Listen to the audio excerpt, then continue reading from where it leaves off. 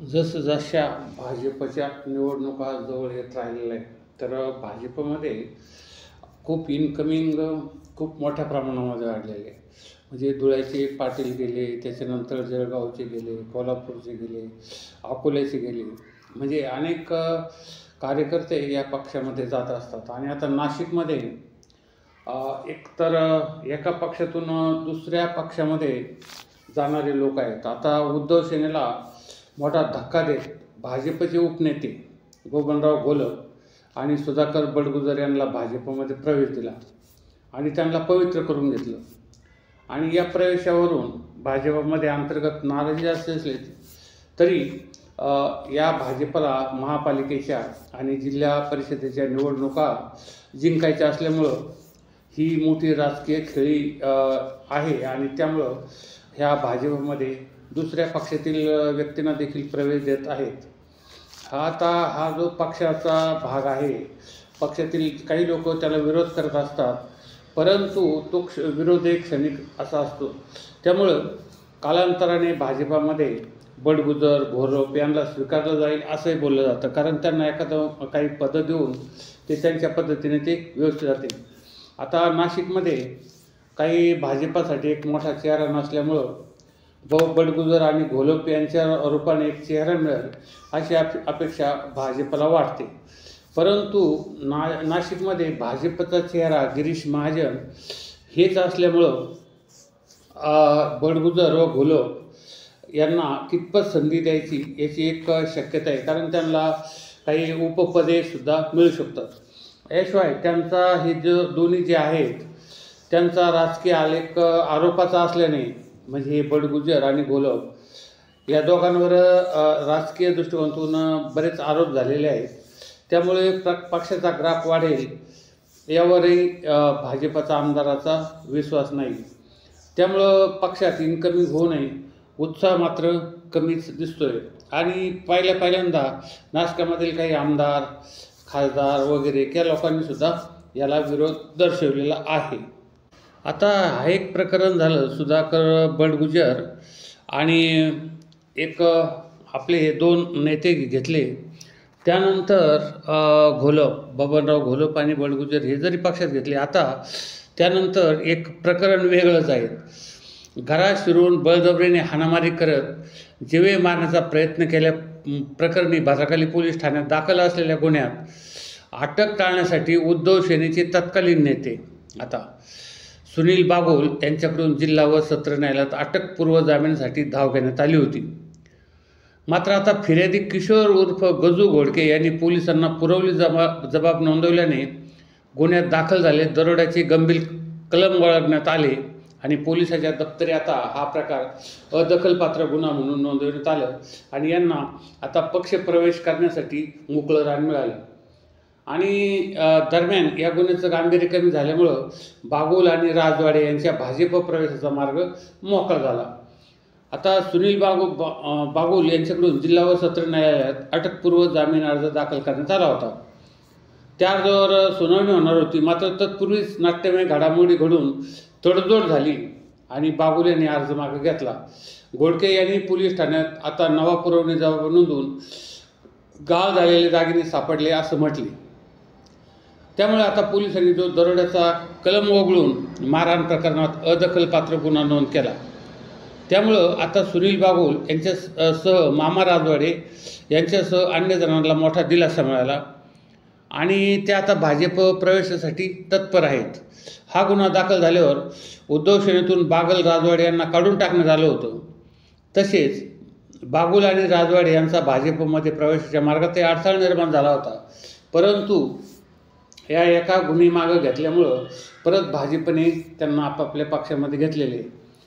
तर सुनील बागुल या संदर्भामध्ये काय म्हटले ते बघा. आमच्यावर जे गुन्हे दाखल झाले होते त्याबाबत फिर्यादीने तक्रार मागे घेतली.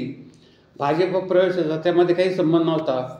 पक्षातून काढून टाकण्यापूर्वी खात्री करायला पाहिजे होती. आमच्यावर दाखल झालेला गुन्हा चुकीचा होता. आता आम्ही पक्षात राहिलेलो नाही, त्यामुळे आम्हाला पुढचे सर्व मार्ग मोकळे आहेत. मी उद्धव सेना पक्षावर नाराज नाही.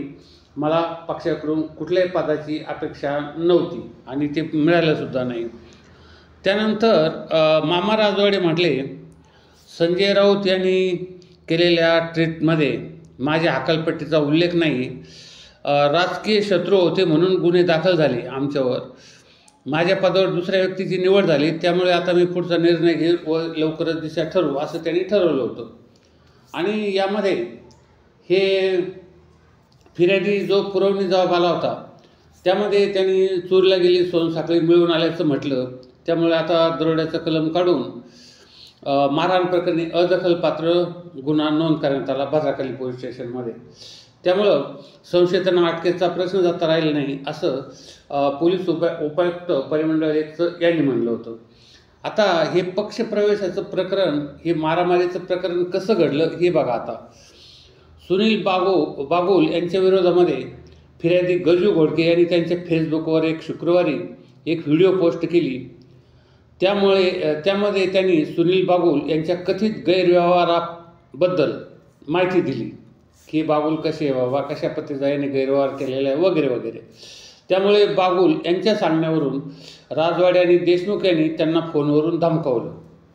त्यानंतर संशयित सुनील बागुल यांनी सर्वांना कोयते, लोखंडी पाईप आदी साहित्य घेऊन राहत्या घरी मध्यरात्री 1 वाजच्या सुमारास पाठवून घोडके यांना मारहाण केली.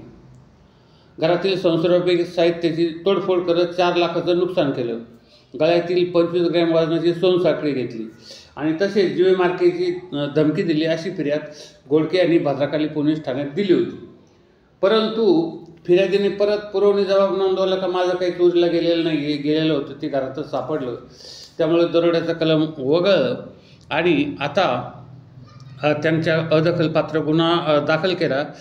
तर हे यांच्या भाजप प्रवेशाच्या पूर्वीचं हे एक भाग घडला होता, तो आता मिटला, म्हणजे बराच मिटला आणि आता यांचा पक्षप्रवेशाचा मार्ग मोकळा झाला. आता हे भाजपमध्ये जायला तयार झाले. तर हे जे आपले महाजन आहेत मंत्री, तर यांचं नाशिक जिल्ह्यावर वर्चस्व असून त्यांनी आता 100 पार नगरसेवक असा एक नारा दिला आहे नाशिक महानगरपालिकेमध्ये. आणि जिल्ह्यामध्ये देखील भाजपची सत्ताच आणायची शक्यतो एक हाती, नाहीतर मग समजा शिंदे सेनेचे किंवा अजित पवार गटाचं थोडंसं कार्य किंवा काही लागलं तर ते घ्यायचं, त्यांना थोड्या जागा द्यायच्या. परंतु पक्ष हा स्वबळावरच निवडणूक लढवेल अशी यांची एक कल्पना आहे आणि त्यांना तशा पद्धतीचा एक जोर आलेला आहे. म्हणजे प्रत्येक आता अकोल्यामध्ये जवळजवळ संगमनेर तालुक्यामध्ये अकोल्यामध्ये बरेचसे लोक शिंदेच्या शिवसेनेत गेले, कोणी अजित पवार गटात गेले. हे म्हणजे पक्षांतर हे जिल्हा परिषदेच्या निवडणुका डोळ्यासमोर करून घेतलं जाते. कारण जिल्हा परिषदेमध्ये आपल्याला कमीत कमी पंचायत समितीला एखादं पद मिळेल म्हणून, किंवा एखादं जिल्हा परिषदेला एखादं पद मिळेल, एखाद्या याच्यामध्ये सभापती होऊ आपण, जिल्हा परिषद अध्यक्ष उपाध्यक्ष मिळेल, किंवा नगरपालिकेमध्ये सभापती किंवा नगरपालिकेमध्ये नगरसेवक, नगरपालिका अध्यक्ष वगैरे अशा पद्धतीचं भरपूर लोकांना एक साधारण आशा लागलेल्या आहेत या खालच्या लोकांना. कारण वरचे आमदार वगैरे तर निवडून गेले, त्यांनी त्यांचं तो भाग केला. आणि तसाच प्रकार आता हे दुसरे आपले जे आमदार आहेत एक, तर त्यांच्या संदर्भामध्ये आपले खासदार जे आहेत नाशिकचे, तर त्यांच्या संदर्भामध्ये देखील आता पक्षप्रवेशाचा संदर्भ घेतला जातो आहे. त्यांचं नाव घेतलं जातं आहे की हे देखील हे आपले पक्ष बदलण्याच्या तयारीत आहेत.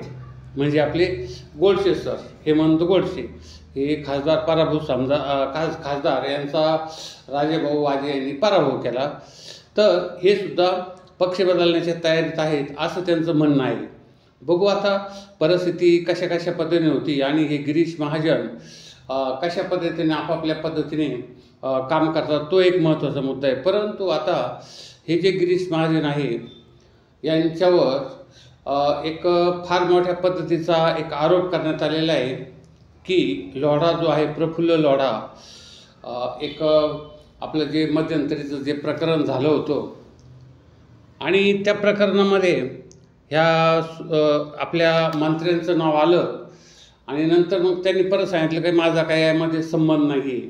म्हणजे अशा पद्धतीने हे एकनाथ खडसे आणि हे महाजन यांच्यामधलं हे वितुष्ट असं वाढत चाललेलं आहे आणि एकमेकाविरुद्ध ते अशा पद्धतीने बोलत असतात. तर आता नाशिक महानगरपालिका आणि नाशिक जिल्हा परिषद कशा पद्धतीने हे कार्यकर्ते पक्षात जाऊन जिंकतात हा एक महत्त्वाचा मुद्दा आहे. आता मग सुधाकर बडगुजर असो, बबनराव घोलप असोत किंवा हे जे असे आरोप असलेले आता यांच्या मारामारी असलेले हे दोन लोक, तर हे यांना पक्षामध्ये जाऊन उद्या तिकीटं दिली तर लोक यांना निवडून देतील की काय, हा एक महत्त्वाचा मुद्दा आहे. परंतु भाजपला आशा वाटते की हे लोक आपल्या पद्धतीने सर्व निवडून देतील आणि आपल्याला म्हणजे ही नगरपालिका ताब्यात घेता येईल असं गिरीश महाजन या पालकमंत्री यांचं म्हणणं आहे. असं म्हणजे ते जळगावचे पालकमंत्री आहे परंतु नाशिकमध्ये ते लक्ष घालतात. तर अशा पद्धतीने हा प्रकार चाललेला आहे.